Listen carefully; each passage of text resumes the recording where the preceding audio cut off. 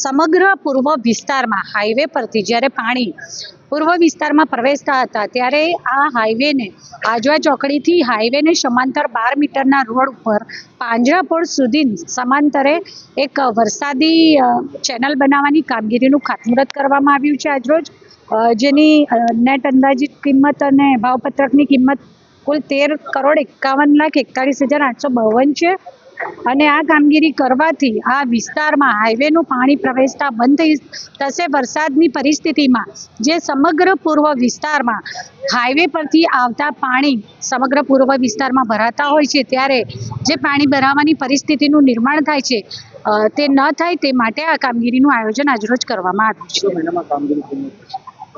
વરસાદના સમય સિવાય લગભગ 1 મહિનામાં કામગીરી કરવાનું પ્લાનિંગ છે। 12 માસમાં 1 વર્ષમાં પ્લાનિંગ કરવાનું કામગીરી, પરંતુ વરસાદના અમુક મહિનાઓને છોડતા 1 વર્ષમાં કામગીરી કમ્પ્લીટ થાય એવું અંદાજ રાખવામાં આવ્યો છે।